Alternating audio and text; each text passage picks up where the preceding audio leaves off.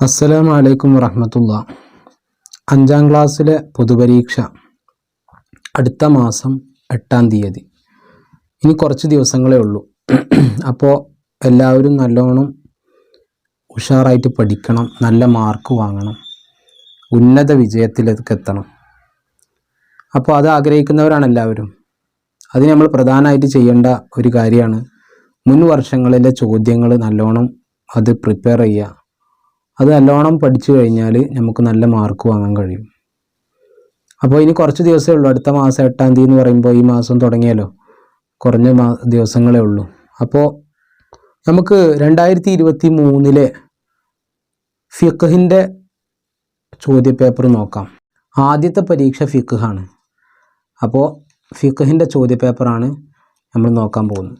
ഇവിടെ നിങ്ങളെ register number എഴുതണം. നിങ്ങൾക്ക് തന്നിരിക്കുന്ന ഒരു നമ്പർ ഉണ്ടാവുമല്ലോ, ആ കോഡ് നമ്പർ ഇവിടെ എഴുതണം.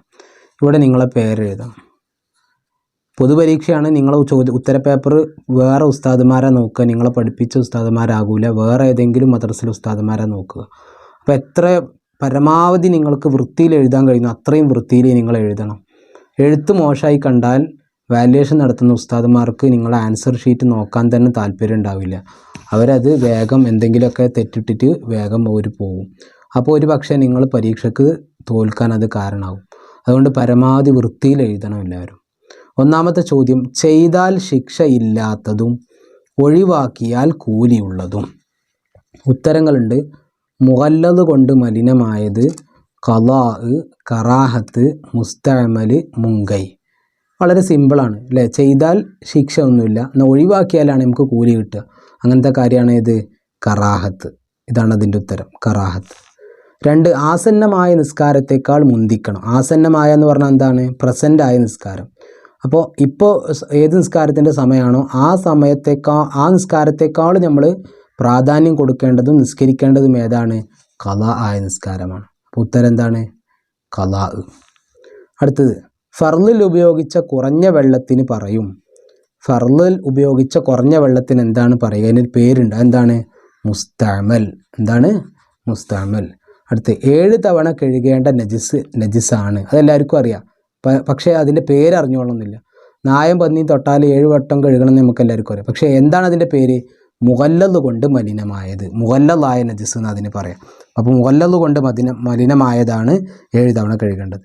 അടുത്ത, വുളൂയിൽ ഒരുമിച്ച് കഴുകേണ്ട അവയവം. എല്ലാവർക്കും അറിയാം, വളരെ സിമ്പിളാണ്. 2-ാം ക്ലാസ് മുതൽ പഠിക്കുന്നതാണ്. വുളൂയിൽ ഒരുമിച്ച് കഴുകേണ്ട അവയവം ഏതാണ്? 2 മുൻകൈയാണ്. ഇനി അടുത്തത്, ശരി അടയാളപ്പെടുത്താനാണ്. ഒന്ന് നോക്കുക. ചെവി രണ്ടും ഒരുമിച്ച് തടവൽ. ചെവി രണ്ടും ഒരുമിച്ച് തടവൽ കറാഹത്താണോ സുന്നത്താണോ ഫർളാണോ? വളരെ സിമ്പിൾ ചോദ്യമാണത്. ചെവി രണ്ടും ഒരുമിച്ച് തടവൽ എന്താണ്? സുന്നത്താണ്. നമ്മൾ ചെറിയ ക്ലാസ്സിൽ നിന്ന് പഠിക്കുന്നതാണ്.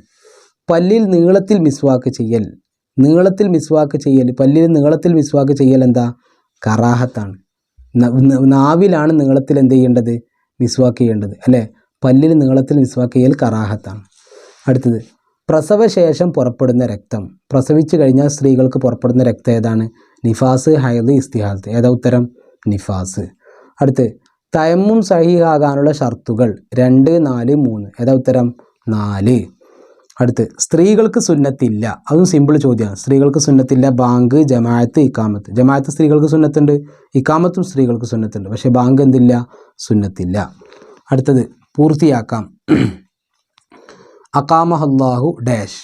അത് നമ്മൾ കദ്ഖാമത്തി സലാ എന്ന് ഇക്കാമത്ത് കേൾക്കുമ്പോൾ പറയേണ്ടതാണ്. കേൾക്കുന്ന ആൾ പറയണത് അഖാമഹല്ലാഹു വ അദാമഹ വ ജഅലനി മിൻ സ്വാലിഹി അഹ്ലിഹ.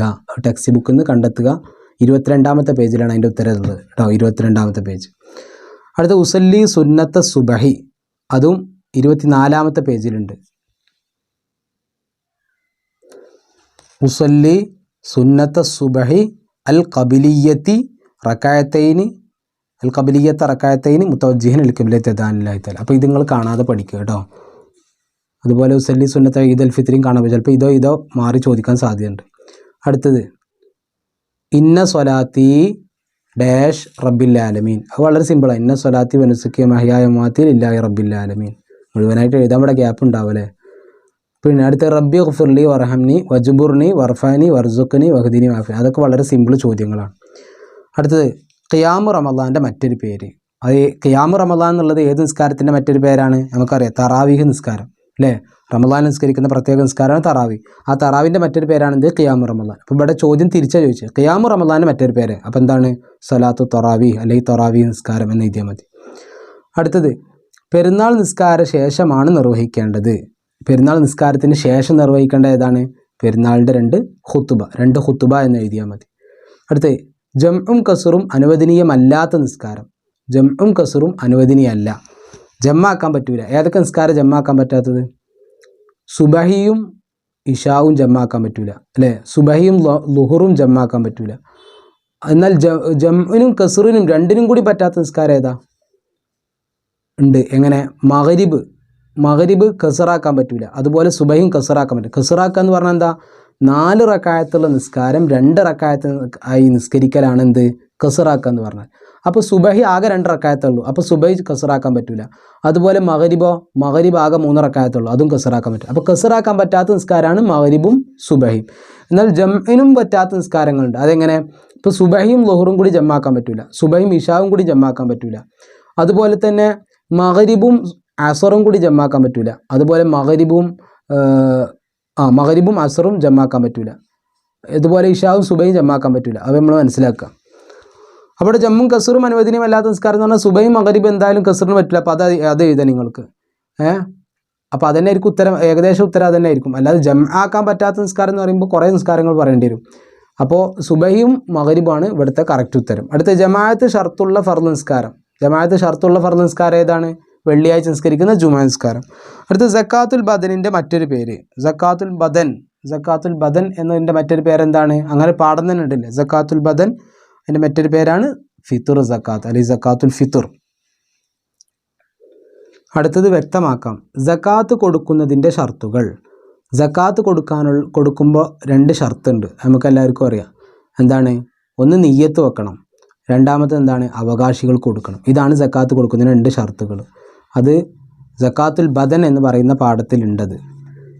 സക്കാത്തുകൾ കൊടുക്കുന്ന സമയത്തോ അവ നീക്കി വെക്കുന്ന സമയത്തോ നിയ്യത്ത് ചെയ്യലും അവകാശികൾക്ക് കൊടുക്കലും. 2 കാര്യം, നിയ്യത്ത് ചെയ്യലും അവകാശികൾക്ക് കൊടുക്കലും. ഇത് 2 എഴുതിയാൽ തന്നെ നിങ്ങൾക്ക് മാർക്ക് കിട്ടും കേട്ടോ. ഈ സമയം എഴുതിയിട്ടില്ലെങ്കിലും മാർക്ക് കിട്ടും. സമയം എഴുതിയാൽ ഒന്നും കൂടി ഉഷാറായി. അടുത്തത്, നോമ്പ് ഹറാമായ ദിവസങ്ങൾ. നോമ്പ് ഹറാമായ ദിവസങ്ങൾ 3 എണ്ണമാണ്. ഏതൊക്കെ? 2 പെരുന്നാൾ ദിവസം, പിന്നെ അയ്യാമു തശ്രീക്കിൻ്റെ ദിവസങ്ങൾ, അഥവാ ബലിപെരുന്നാൾ കഴിഞ്ഞിട്ടുള്ള കുറച്ച് ദിവസം ഉണ്ടാവില്ലേ, അതാണ് അയ്യാമു തശ്രീക്കിൻ്റെ ദിവസം. അതുപോലെ തന്നെ ഷക്കിൻ്റെ ദിവസം, അതായത് നാളെ പെരുന്നാളാകോ എന്ന് സംശയിക്കുന്ന ദിവസങ്ങളുണ്ടല്ലോ, ആ സംശയിക്കുന്ന ദിവസങ്ങളിൽ എന്ത് ഹറാമാണ്? നോമ്പ് ഹറാമാണ്. ഇവിടെ പറയുന്നുണ്ടത് 2 പെരുന്നാൾ ദിവസം, അയ്യാമു തശ്രീക്ക്, ഷക്കിൻ്റെ ദിവസം എന്നിവയിൽ നോമ്പ് ഹറാമാണ്. ഇനി അടുത്തത്, ഹജ്ജിൻ്റെ മീക്കാത്തുകൾ. ഹജ്ജിൻ്റെ മീക്കാത്തുകൾ 5 എണ്ണമാണ്. ആ 5 എണ്ണം നമ്മൾ കാണാതെ പഠിക്കണം. അത് പുസ്തകത്തിൻ്റെ അവസാനത്തെ പേജിലുണ്ട്. ഹജ്ജിൻ്റെ മീക്കാത്തുകൾ: യലംലം, ദുൽഹുലൈഫ, ജുഹ്ഫ, കർനുൽ മനാസിൽ, ദാത്തു ഇർഖ്. ഏതൊക്കെ? യലംലം, ദുൽഹുലൈഫ, ജുഹ്ഫ, കർനുൽ മനാസിൽ, ദാത്തു ഇർഖ്. അത് കാണാതെ പഠിക്കുക. അടുത്ത വളരെ സിമ്പിളായ ചോദ്യമാണ്. വേർതിരിച്ചു കള്ളികളിൽ എഴുതാം. എങ്ങനെ? കൗലിയായ ഫർള്, ഫേലിയായ ഫർള്, സുന്നത്ത്. കൗലി എന്ന് പറഞ്ഞാൽ എന്താ? അതായത് വായ കൊണ്ട് പറയേണ്ടത്, വായ കൊണ്ട് പറയേണ്ട ഫർളായ കാര്യം. ഇത് ഫേലിയായ ഫർള് എന്ന് പറഞ്ഞാൽ നമ്മൾ ചെയ്യേണ്ടത്, ഫിസിക്കലായി നമ്മളെ ബോഡി കൊണ്ട് ചെയ്യേണ്ട കാര്യങ്ങൾ. ഇത് സുന്നത്തും. അപ്പോൾ ഫാത്തിഹ ഓതുക എന്ന് പറയുന്നത് നമ്മൾ ചെയ്യേണ്ട കാര്യമാണോ പറയേണ്ട കാര്യമാണോ? പറയേണ്ട കാര്യമാണ്. അപ്പോൾ ഫർളാണ്. അപ്പോൾ ഫാത്തിഹയാണ് ഒന്ന്. അടുത്ത, ജുലൂസ് എന്ന് പറഞ്ഞാൽ എന്താ? ഇരിക്കുക എന്ന് പറയുന്നത് ഫിഅലിയായ ഫർളാണ് അല്ലേ? അടുത്ത, വജ്ജഹത്തു സുന്നത്താണ്. അടുത്ത, റുക്കൂ ഫിഅലിയായ ഫർളാണ്. അത്തശഹുദുൽ അഖീർ, തശഹുദ് പറഞ്ഞാൽ അത്തഹിയാത്ത്. അപ്പോൾ അവസാനത്തെ അത്തഹിയാത്ത് എന്താണ്? വായ കൊണ്ട് പറയേണ്ടത്, അത് ഫർളാണ്, ഖൗലിയായ ഫർള്. കുനൂത്ത് സുന്നത്ത്. ഓക്കെ. അടുത്തത്, വിദായിൻ്റെ തവാഫ്, മുടി നീക്കൽ, അറഫയിൽ ഹാജറാവൽ, ജംറകളിൽ കല്ലെറിയൽ. ഹജ്ജിൻ്റെ വാജിബാത്തുകളും ഹജ്ജിൻ്റെ ഫർളുകളും നമ്മൾ പ്രത്യേകം തന്നെ പഠിക്കണം. ഹജ്ജിൻ്റെ വാജിബാത്ത് ഏതാണ്, ഹജ്ജിൻ്റെ ഫർളുകൾ ഏതാണ്. ഹജ്ജിൻ്റെ ഫർള് പഠിച്ചാൽ മതി, എന്നാൽ പിന്നെ വാജിബാത്ത് പെട്ടെന്ന് കിട്ടും. ഇപ്പോൾ വിദായിൻ്റെ തവാഫ് എന്ന് പറയുന്നത് ഹജ്ജിൻ്റെ വാജിബാത്തിൽപ്പെട്ടതാണ്. പിന്നെ മുടി നീക്കൽ എന്താണ്? ഹജ്ജിൻ്റെ ഫർളാണ്. ഹജ്ജിൻ്റെ ഫർളാണ് മുടി നീക്കൽ. അറഫയിൽ ഹാജറാവൽ അതും ഹജ്ജിൻ്റെ ഫർളാണ്. ജംറകളിൽ കല്ലെറിയൽ ഹജ്ജിൻ്റെ വാജിബാത്തിൽപ്പെട്ടതാണ്. അടുത്തത് ഉത്തരം എഴുതാം. നോമ്പ് വാജിബാകും എപ്പോൾ? എപ്പോഴാണ് നോമ്പ് വാജിബാവുക? അത് നമ്മൾ പഠിക്കേണ്ടതാണ്. ടെക്സ്റ്റ് ബുക്ക് നോക്കി പഠിക്കണം. ഷഅബാൻ 30 പൂർത്തിയാവുകയോ റമദാൻ മാസപ്പിറവി കണ്ടതായി സ്ഥിരപ്പെടുകയോ ചെയ്താൽ നോമ്പ് നിർബന്ധമാകും. 2 കാരണങ്ങളാണ്. ഒന്ന് ഷഅബാൻ 30, ഷഅബാൻ എന്ന് പറഞ്ഞാൽ റമദാന് തൊട്ട് മുമ്പുള്ള മാസം. ഷഅബാൻ 30 പൂർത്തിയാവുകയോ അല്ലെങ്കിൽ റമദാൻ മാസപ്പിറവി കണ്ടതായി സ്ഥിരപ്പെടുകയോ ചെയ്യുക. അങ്ങനെ 2 കാരണങ്ങൾ കൊണ്ടാണ് എന്താവുക? നോമ്പ് നിർബന്ധമാവുക. അപ്പോൾ എല്ലാവരും നോക്കിയിട്ട് പഠിക്കുക. അടുത്തത്, ധാന്യങ്ങളിൽ എന്തിനെല്ലാം സക്കാത്ത് കൊടുക്കണം? അത് സക്കാത്തിൻ്റെ പാഠത്തിൽ വളരെ സിമ്പിളായ ചോദ്യമാണിത്. സക്കാത്തിൻ്റെ പാഠത്തിൽ പറയുന്നുണ്ട്. ഇവിടെ നമ്മളിത് പഠിക്കുക. ധാന്യങ്ങളിൽ സാധാരണ ഭക്ഷണമായി ഉപയോഗിക്കുന്നത്, പിന്നെ പഴങ്ങളിൽ അതും കൂടി പഠിക്കുക. ചിലപ്പോൾ അടുത്ത പരീക്ഷയ്ക്ക് പഴങ്ങൾ ചോദിച്ചാലോ. പഴങ്ങളിൽ നിന്ന് ഏതൊക്കെയാണ്? കാരക്ക, മുന്തിരി 2 എണ്ണം. കാരക്ക, മുന്തിരി. മൃഗങ്ങളിൽ നിന്നോ? ആട്, മാട്, ഒട്ടകം 3 എണ്ണം. 1, 2, 3 ആട്, മാട്, ഒട്ടകം. പഴങ്ങളിൽ നിന്ന് കാരക്കയും മുന്തിരി മാത്രം. ധാന്യങ്ങളിൽ നിന്ന് സാധാരണ ഭക്ഷണമായി ഉപയോഗിക്കുന്ന അരി അല്ലെങ്കിൽ ഗോതമ്പ്, ഏതാണ് നമ്മൾ സാധാരണ ഭക്ഷണമായിട്ട് ഉപയോഗിക്കുന്നത് അത്. അപ്പോൾ ധാന്യങ്ങളിൽ സാധാരണ ഭക്ഷണമായി ഉപയോഗിക്കുന്നത് പഴങ്ങളിൽ നിന്ന് കാരക്കയും മുന്തിരി മാത്രം. മൃഗങ്ങളിൽ നിന്ന് ആട്, മാട്, ഒട്ടകം. ഇത് 3 നമ്മൾ പഠിച്ചു വെക്കണം കേട്ടോ. അടുത്തത്, ജുമുഅ ആർക്കെല്ലാം വാജിബാകും? ആർക്കൊക്കെയാണ് ജുമുഅ വാജിബാവുക? അത് ജുമുഅ എന്ന് പറയുന്നൊരു പാഠമുണ്ട്. എല്ലാവരും പഠിച്ചിട്ടുണ്ടാകും, ഇല്ലെങ്കിൽ പഠിക്കുക. ഇതാ, ജുമുഅ ആർക്കൊക്കെയാണ് നിർബന്ധമാവുക? മുക്കല്ലഫും സ്വതന്ത്രനും ജുമുഅയുടെ മഹല്ലിൽ താമസിക്കുന്നവനും ഉദ്റില്ലാത്തവനുമായ എല്ലാ പുരുഷനും ജുമുഅ വാജിബാണ്. എന്തൊക്കെയാണ് പഠിക്കേണ്ടത്? മുക്കല്ലഫായിരിക്കണം, അഥവാ പ്രായപൂർത്തിയും ബുദ്ധിയുള്ള ആൾ. പിന്നെ സ്വതന്ത്രനായിരിക്കണം. അപ്പോൾ മുക്കല്ലഫായിരിക്കണം, സ്വതന്ത്രനായിരിക്കണം. പിന്നെ ജുമുഅയുടെ മഹല്ലിൽ താമസിക്കുന്നവനാവണം. ഉദ്റില്ല, അഥവാ ജുമുഅ ഒഴിവാക്കാൻ കാരണങ്ങളില്ലാത്തവൻ, ഉദ്റില്ലാത്തവനുമായ എല്ലാ പുരുഷന്മാർക്കും. അപ്പോൾ 5 പോയിൻ്റാണ് പഠിക്കേണ്ടത്. മുക്കല്ലഫ്, സ്വതന്ത്രന്, ജുമുഅയുടെ മഹൽ താമസിക്കുന്നവൻ, ഉദ്റില്ലാത്തവനുമായ എല്ലാ പുരുഷന്മാർക്കും. അപ്പോൾ സ്ത്രീകൾക്ക് നിർബന്ധമല്ല. അടുത്തത്, ജംഅ് 2 വിധം ഏതെല്ലാം? ജംഅ് 2 വിധം ഏതെല്ലാം? ഏതൊക്കെയാണ്? ജംഉൽ ഖസ്ർ, അല്ല ജംഉ തഖ്ദീം, പിന്നെ ജംഉ തഅഖീർ. മുന്തിച്ച് ജമാക്കലും പിന്തിച്ച് ജമാക്കലും. അടുത്ത്, 2.5% സക്കാത്ത് നിർബന്ധമാണ് എന്തിനെല്ലാം? 2.5% സക്കാത്ത് നിർബന്ധമായാലും എന്തിനാണ്? അത് സ്വർണത്തിനും വെള്ളിയാണ്. അത് നമ്മൾ ആ ടെക്സ്റ്റ് ബുക്ക് നോക്കിയിട്ട് തന്നെ പഠിക്കണം. അവിടെ കുറച്ച് കണക്കും പഠിക്കാനുണ്ട്. സക്കാത്തിൻ്റെയും സ്വർണത്തിൻ്റെയും വെള്ളിൻ്റെയും കണക്കും പഠിക്കാനുണ്ട്. ഇതാ, 2.5% സക്കാത്ത് നൽകണം. അത് ഏതിനൊക്കെയാണ്? 85 ഗ്രാം കുറയാത്ത സ്വർണം, പിന്നെ 595 ഗ്രാം കുറയാത്ത വെള്ളി, അവയിൽ ഒന്നിൻ്റെ വിലക്കുള്ള കറൻസി മുതലായവ 1 വർഷം പൂർണ്ണമായി കൈവശമുള്ളവർ അതിൻ്റെ 40-1 ഭാഗം അഥവാ 2.5% സക്കാത്ത് നൽകണം. അപ്പോൾ ഇവിടെ ഈ ചോദ്യത്തിൻ്റെ ഉത്തരം സ്വർണവും വെള്ളിയും, അതാണ് അതിൻ്റെ ഉത്തരം. അപ്പോൾ ഇങ്ങനെ ചോദ്യോത്തരങ്ങൾ പഠിച്ചു കഴിഞ്ഞാൽ ഇൻഷാ അല്ലാഹ് നിങ്ങൾക്ക് നല്ല മാർക്ക് വാങ്ങാൻ കഴിയും. അള്ളാഹു എല്ലാവർക്കും നല്ല വിജയം നൽകട്ടെ. അസ്സലാമു അലൈക്കും.